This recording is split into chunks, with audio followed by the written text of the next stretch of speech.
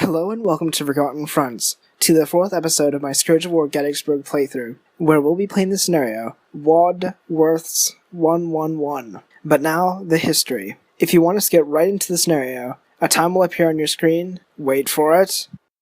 Now! The men of Cutler's Brigade woke up early on the 1st of July after a small breakfast of 2 hardtack biscuits and a tin of black coffee, which would be the brigade's only meal until the 4th of July. They would march quickly to the sound of the guns, to relieve Buford's cavalry, going off-road through fields by the cavalry farm on the edge of the town of Gettysburg. As they rushed down the road, Hull's battery of the 2nd Maine Artillery moved between the 147th New York and the 56th Pennsylvania and 76th New York, some men saying that they went tearing down the road on their way to relieve Caleb's battery, slowing down the movement of the 147th and isolating them from the 56th and 76th. As they arrived in the field, Cutler's deployment was split by the railway cut, with 2 regiments to the south, on the Seminary Ridge commanded by General Reynolds, the 1st Corps commander, which was the 84th New York, or the 14th Brooklyn, and the 95th New York, and 3 to the north of the cut, on McPherson's Ridge commanded by Wadsworth, the division commander, which was the 147th New York, in the center supporting Hull's battery, the 56th Pennsylvania, and the 76th New York. The 147th would originally go to the barn before being redeployed to support the right flank of Hull's battery, taking them to an exposed position. This, among many other reasons, caused the north position to be far weaker than the one to the south, as the troops to the south were behind the relative cover of fences. In the northern position, the troops were out in the open. The 56th and 76th were in a dip in the ground and couldn't see to their front, and the 142nd, however on a crest, was just in front of another crest, which was higher, and so consequently could not see behind them, and their position was exposed, as they were deployed far in advance of the 56th and 76th. To make matters worse, they were also in chest-high wheat. One soldier from the 147th wrote, "Where the 147th was posted was a field of wheat, and we could see nothing, and did not know where the rebels were, until they fired a volley into our ranks, and could only tell then, by the way the wheat was moving in front of us, by their bullets." End quote. In the real battle, Davis's brigade would use this terrain to his advantage, to flank and disperse Cutler's brigade in 30 minutes, as this would be their first major battlefield experience. Although the men were present at Chancellorsville and Fredericksburg, they took very minor roles. However, Lysander Cutler was known for his tenacity in combat, being described as rugged as a wolf by one of the soldiers of the 6th Wisconsin, whom he earlier commanded. Welcome back to those of you who didn't want to hear the history. Upon entering the battlefield, we can tell immediately the difference in the flags, now that I've turned off the Chancellorsville and Antietam extras, and now that the Bugles and Flags mod can run independently. And so while inspecting the battlefield, I go around checking out the flags to see the differences. But the strategic situation is still desperate on the south side of the railway cut, with Davis's units moving in, threatening to flank our units. And the 147th New York is in an exposed position in marching column. And so my plan for that flank is to literally just give it up and to tell my men to take cover in the railway cut, and ordering the 6th Wisconsin to support our artillery battery. And since the units on the south side of the railway cut are in such poor quality, I'll support them with the 2nd Wisconsin, the most elite unit of the Iron Brigade. Meanwhile, the rest of our brigade will hold the line, and the Iron Brigade will still push out the Confederates from the woods. But while I'm explaining this to you, I'm still looking around at the flags, not really worrying about my battle plan. I've also downloaded a sound and terrain mod for this mission as well. The terrain mod, which is supposed to enhance or do something with the vegetation, but I don't really notice much of a difference.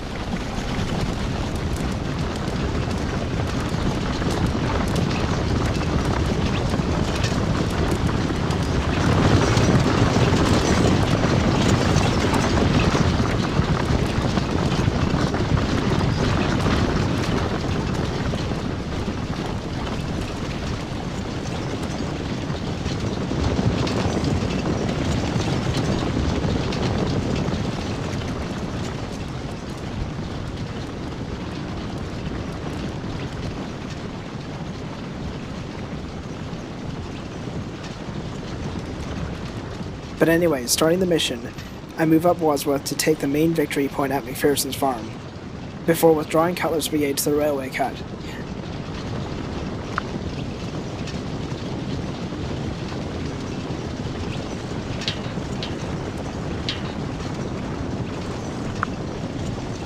But unfortunately I don't deselect the 14th Brooklyn and the 95th New York, and they begin to move into the railway cut as well.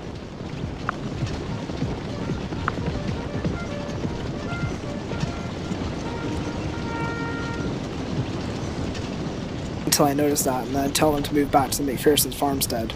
All the while, Davis's brigade advances quickly, moving to quickly outflank our terribly positioned units. Then our orders come in. Thankfully, we arrive just in time to relieve Buford's cavalry, move Cutler's brigade north of the cut, but move 2 regiments to support the centre. Establish your brigade facing west along the ridgeline. There appears to be rebel activity in the woods. Send in the Iron Brigade to drive them out. I've detached the 6th Wisconsin to act as a reserve. I will command them as well as the 2 regiments, while you focus on the right flank. We shall fight on this ground. The rest of the corps will be deployed once available. When General Doubleday arrives, I will order him to move to the Fairfield Road to the left. Notice that the 14th Brooklyn and the 95th New York are moving out of position, and so I begin to move them back to the fence posts. All the while, the rest of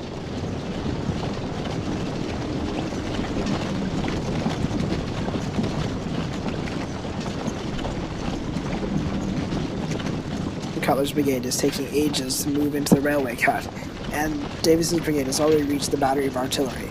Unfortunately, they fire a canister shot. The rebels direct their fire upon them, forcing me to move the 147th to move up and support them, but not before I quickly move them into the cut.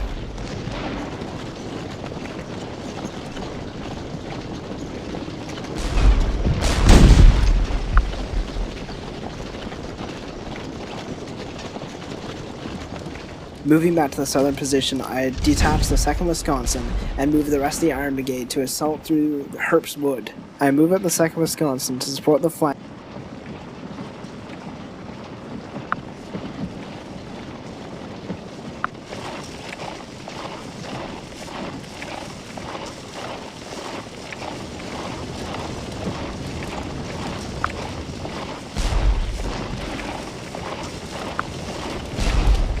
The rest of Cutler's brigade north of the cut. In the meantime, I get the 147th to get into position to block the Confederates from attacking Hull's battery, while positioning the rest of the brigade in the railway cut. Finally, as the Confederates advance towards our battery, I rush my troops to take cover in the slope of the railway cut, in an attempt to halt the Confederates while they're out in the open. And it is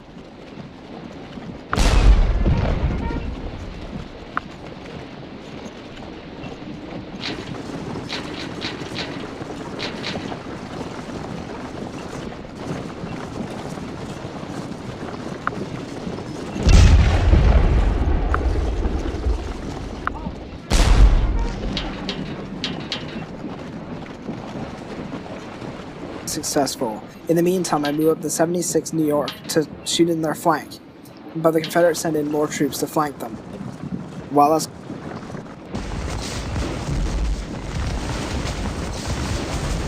keep low, boys. Sanderbers, stay here until the cannons fire. Keep low until those cannons fire. Sanderbers, to me! What's going on? The 14th Brooklyn is under attack from their flank, from the rebels in the woods, and so I tell the Iron Brigade to advance into them, giving them an attack order to take the woods. I'm not really sure how to do this precisely. However, it seems to work out in the end by telling Solomon Meredith to move forward into the woods and putting him on an attack stance after removing him from take command mode. Meanwhile, in the railway cut, in an attempt to stop being flanked, the 76th New York pull back into the railway cut, and so I move in the 56th Pennsylvania to replace them. All while this firefight is carrying on, the rebels are out in the open while our troops are in the safety of the railway cut, with support from artillery firing canister overhead.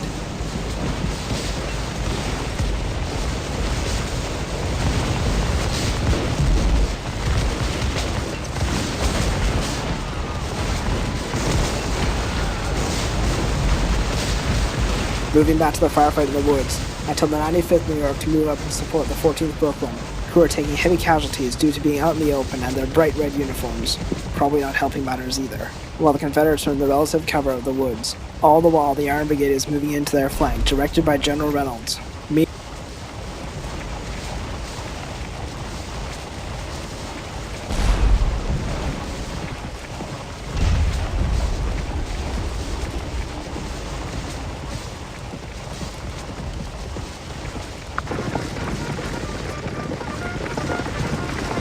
Meanwhile, the railway cut, I'm directing more forces to cover the flank of Hull's battery.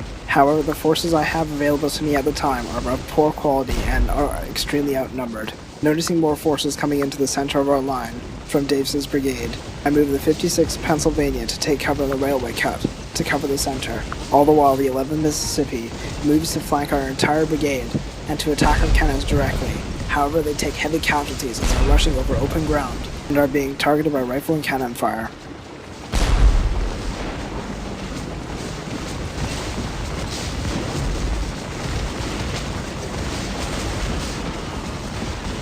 Upon arriving in the cut, they noticed that it was filled with Yankee soldiers. We arrived at the railway cut as the Yankees fired cannon fire into our ranks. As we arrived, we saw Yankee infantry in the cut with us, firing where we once were, and a cramped battle exploded in the cut, beginning with rifle fire but then degrading into throwing stones. And the fight explodes into the cut as the two units realize they're near each other. All the while, I'm moving the 56th Pennsylvania and the 76th New York to strengthen the position by Hull's battery, wheeling them around to face the new units coming from Davis's brigade.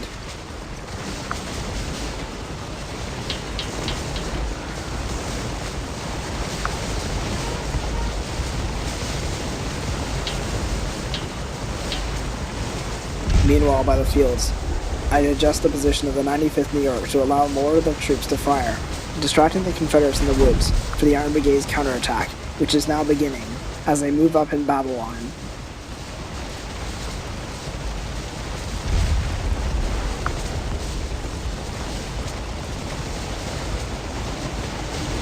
Moving back to the railway cut, the units who I just moved into the cut now have to move out as the 147th New York is taking flanking fire by a Confederate unit by the fences, and more Confederate units approach behind them, threatening to outflank our position.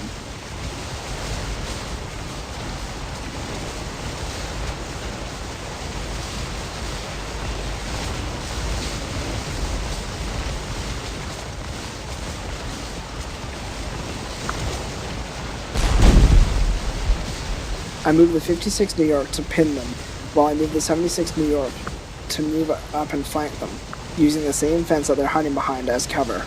All the while, I move up my center cutler to support the 56th. Moving back to Herb's Wood, the Iron Brigade are within striking distance and begin to open fire. All the while, the 14th Brooklyn and 95th New York have taken heavy casualties.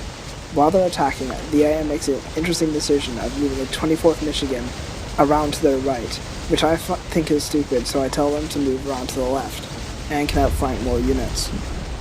Around the same time, I tell other units to advance quickly to drive the rebels out of the woods with haste before Cutler's brigade breaks. Unfortunately, the 2nd Wisconsin, who were previously detached, decide to move back to help the rest of their brigade, but I quickly take command of them and continue moving them to support Cutler's brigade. In the background, we see more and more Confederate units moving to flank Cutler's brigade. In response to this, I decide to move the 2nd Wisconsin to support the flank, and I move the 6th Wisconsin to the other flank to make a counterattack on the other flank to drive back the rebels. But then, seeing the casualties of the 14th Brooklyn, I move them over to support the attack in the woods.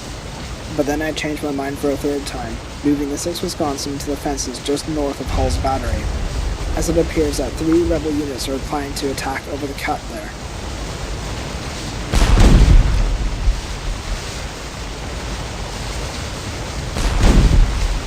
I move up the 6th Wisconsin in column at the double time in order to get them up as fast as I possibly can before the rebels overwhelm our position, only being delayed slightly when they hit the fence posts.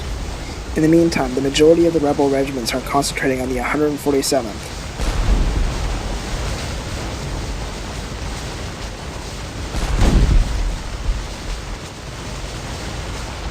Meanwhile, going back to the firefight in the woods, the counterattack of the Iron Brigade has arrived, moving in a pincer movement around the woods, moving to support the 95th and 14th Brooklyn.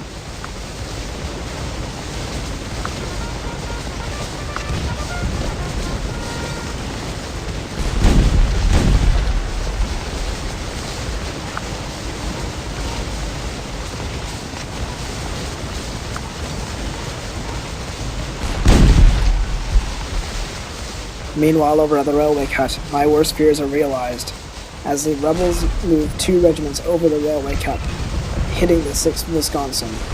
All the while, the forces that are out in the open aren't doing very well against the troops in the relative cover of the fence posts. And to make matters worse, the Confederates are moving up their artillery batteries, which makes them far more dangerous. And some of the forces that moved up are now focusing on the 147th New York, who are in the railway cut.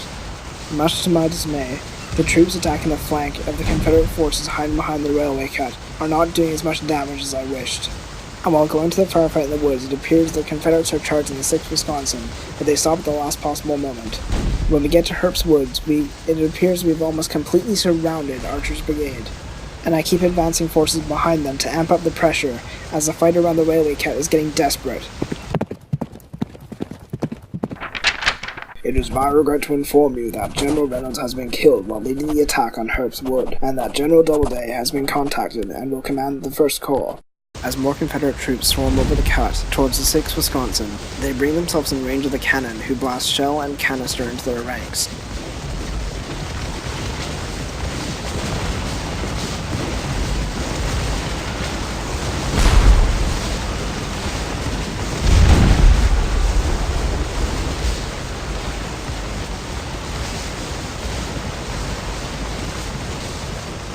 Two more of their regiments attempt to go around them, but in doing so, expose their batteries for my infantry to charge them. My troops taking cover in the railway cut open fire on them as they move across the open ground, while I send the 56th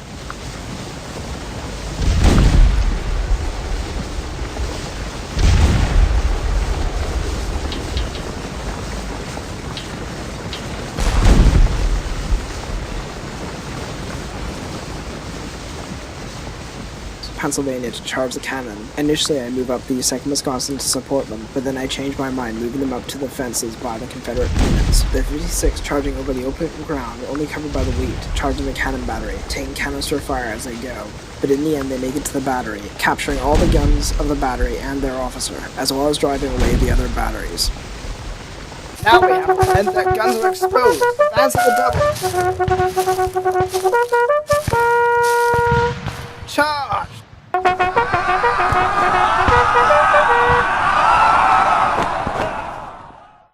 Then the 56 charged the battery, taking 2 canister shots before reaching them, forcing the batteries to surrender as well as capturing their commander. In the meantime, the 2nd Wisconsin was rushing up to the fence line to attack the flank of the Confederate unit.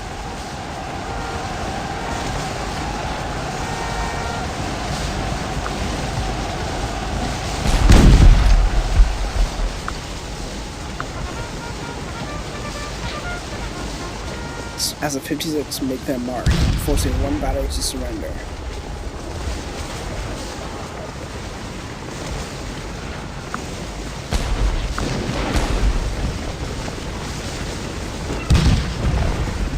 Then I rush them up to move to the next battery. My commander rushes to the fence line to support his other guns.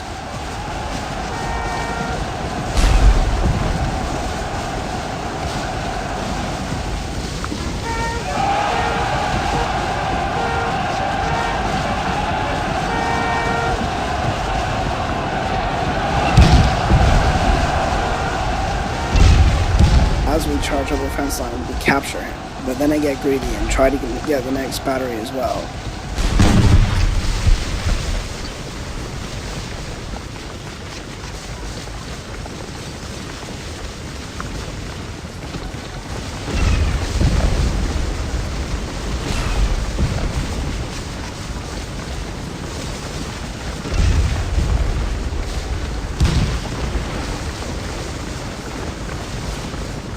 But as we charge them, they get away, probably preparing seeing the other battery surrender.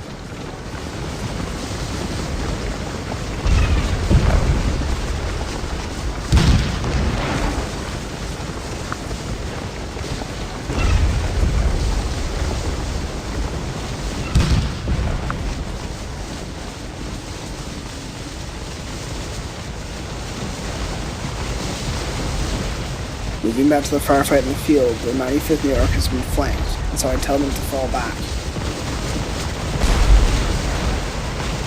And then I go to check my score, and it's well below victory.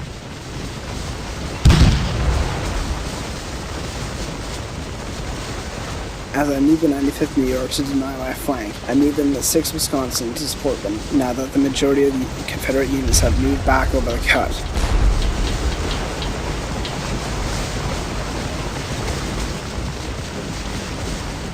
Meanwhile, at the firefight at the cut, I moved the 147th New York to support the 2nd Wisconsin's flank, just behind the cover of the fence post.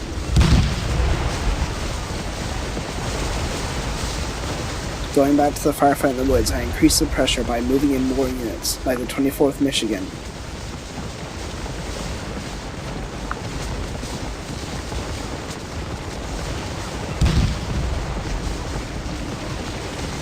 Then going back to the fields, I move in to flank the 14th Tennessee with the 6th Wisconsin, but they still elect to continue firing on the 95th.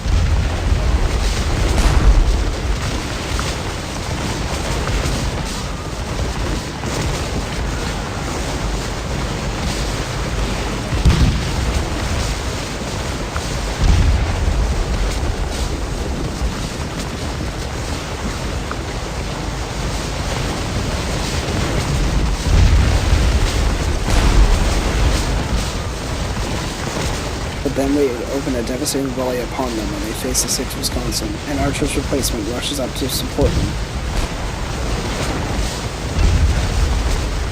Meanwhile, we're winning at the fence post by the railway cut, but at a heavy cost to the 2nd Wisconsin. But by now I'm worried about points, so I move the 56th Pennsylvania to go to the victory point with Wadsworth to capture it.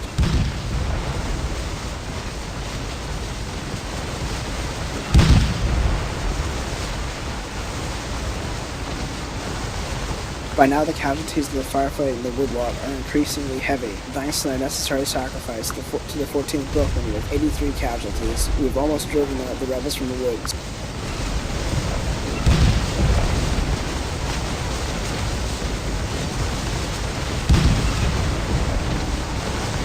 And a similar story plays out on the far side by the railway cut, as the 2nd Wisconsin drives back the 55th North Carolina, but at a heavy cost due to the close range of their firefight. And so I send in my 2nd Cutler to support them, as their morale has been pretty heavily hit. And I'm thinking to myself, thank God this isn't a carryover scenario.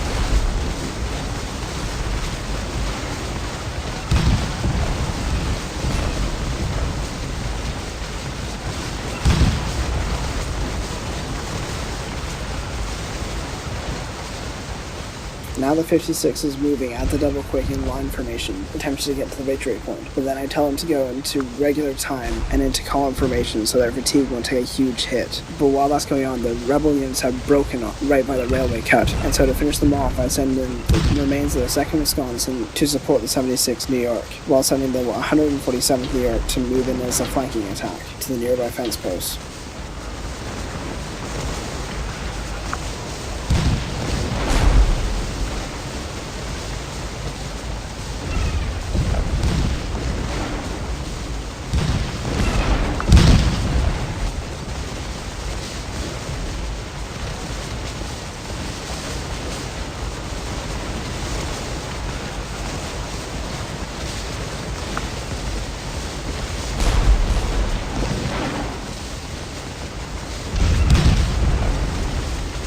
Then, seeing that the rebels are at their breaking point, I decide to charge them in the woods. Charge, men! For Reynolds! Drive those rebels back!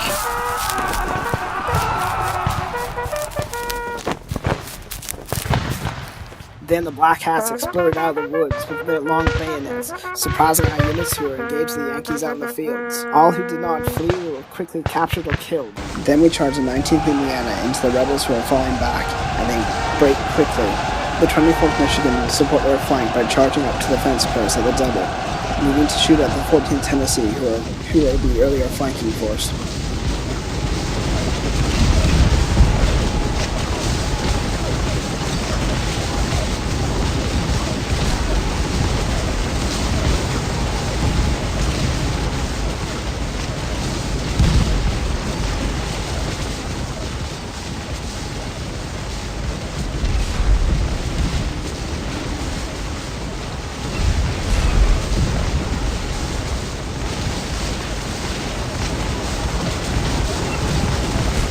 as soon as we so much as touch the rebel units, they withdraw. In the meantime, you can see that Archer has been captured. And so then I move on to the next unit with the 19th Indiana. Then I again tell Solomon Meredith to go and capture the victory point, but he still refuses. And then 24th Michigan moves in a really weird position, exposing their flank to the 14th Tennessee. Moving in, I'm tempted to fix it, but in the meantime, the 14th Tennessee breaks.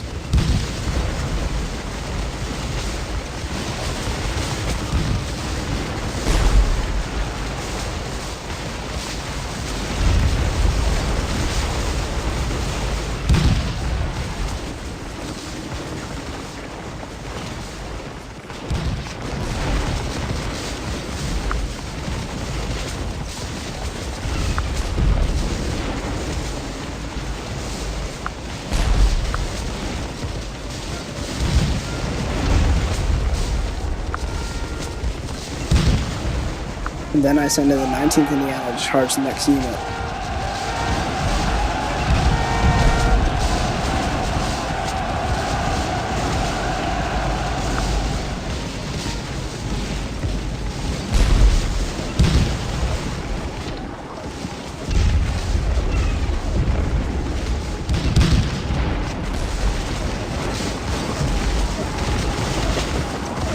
But this unit stays in and fights for a little longer.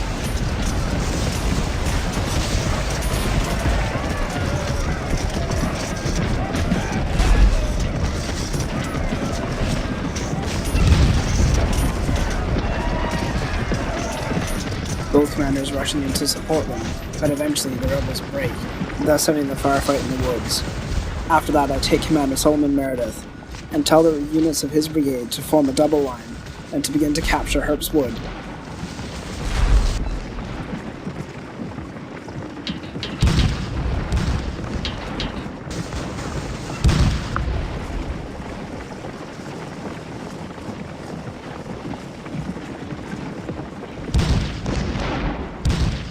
Now the majority of the rebel forces have been defeated.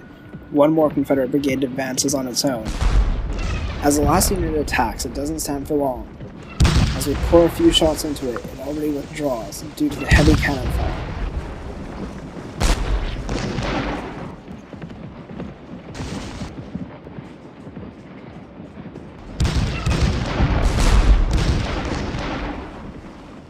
The Iron Brigade is in position now, are capturing Herb's Wood, and in the background we can see more Confederate forces withdraw with another officer nearby.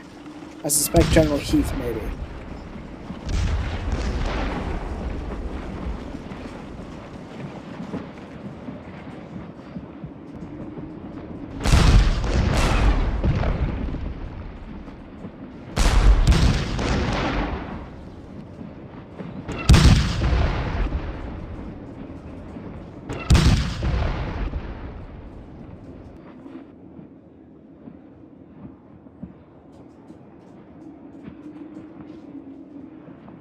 And the unit makes another attack, followed by officers, and so I move over the 6th Wisconsin to support our defenders.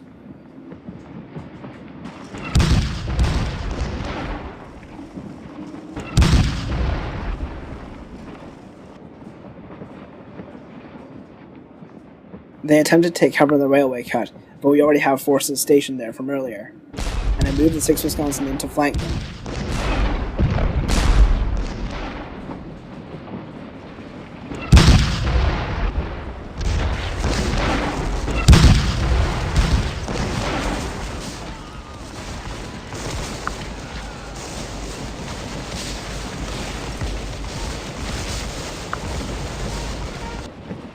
And a short but intense firefight ensues.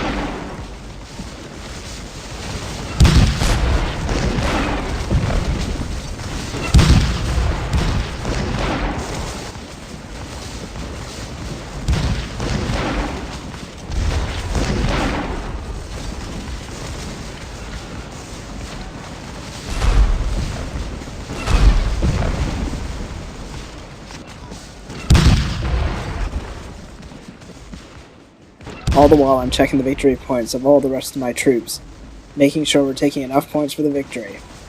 I'm also sending a regiment over to disperse the enemy batteries and hopefully capture them.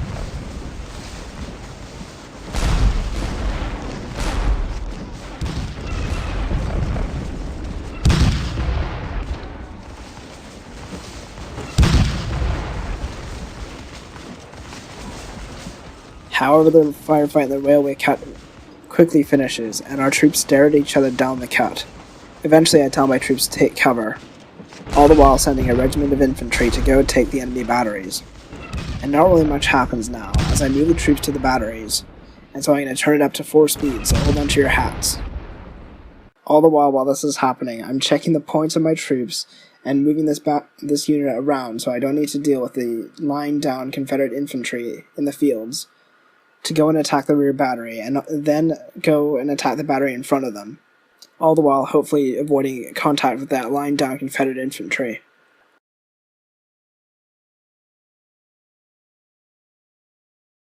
All the while I'm checking out the flags of the cavalry and artillery that have supposedly left the field.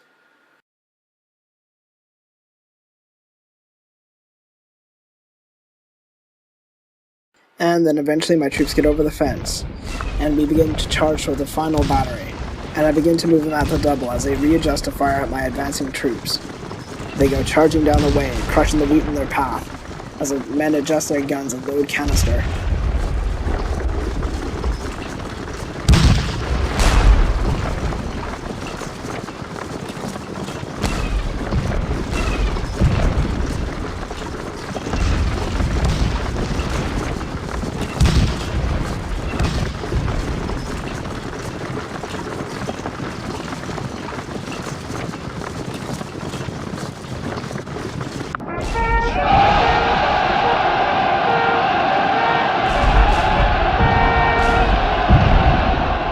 To make contact, and the game ends. But no, I wasn't just gonna simply take this. I was gonna return to the battle and finish off my damn charge. For God's sake. I was gonna let the battery just get away with this, just finish it off right before I go to contact. But thankfully, that was the last casualties of the day, as I do a charge, and the battery withdraws.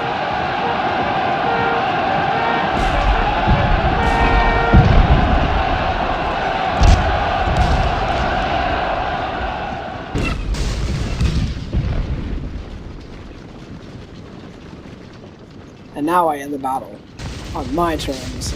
That battery is, well, in disarray. I wouldn't say retreating. But I end the game.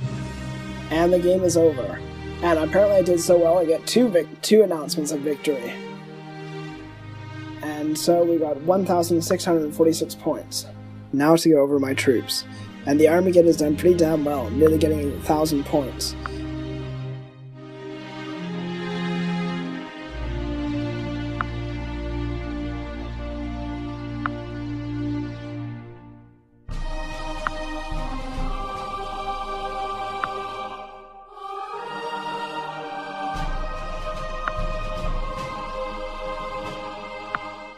The 2nd Brigade doing less well, but pretty good considering that this is their first major engagement.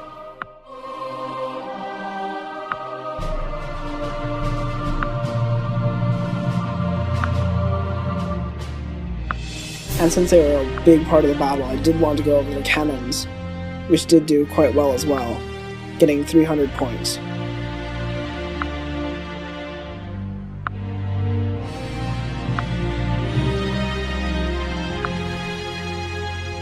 And now to Adventures in Time! Ah, good, he's gone. Finally, look at this then.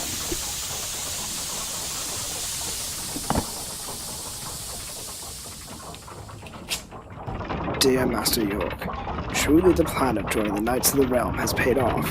We have heard of the mission that you've been assigned, giving us an opportunity like no other to fulfill our goal of dethroning that usurper, and returning a proper English ruler to the throne. Since that tragic battle, that machine you've been given might allow us to find the heirs and their descendants. This mission, unsurprisingly, must be kept top secret, which may mean your assistant may become a problem, as he may become suspicious if you go searching for these people, without following what he thinks is the mission of finding the lost scholar. So be wary of him. I would recommend seeking out General Byng at Waterloo in 1815. Our research has shown that he was a close cooperator to our little society. So good hunting. Damn it, I still haven't looked for that scholar at Gettysburg before he does irreplaceable damage to the history of the Empire. That must mean Jasper's made it to Waterloo. Good. but I can't just follow him. He'll be suspicious. Well, then to Gettysburg, I suppose. Perhaps I can find and blend in with those European observers. Here's hoping the scholar will be among them, and I can get this over with quickly.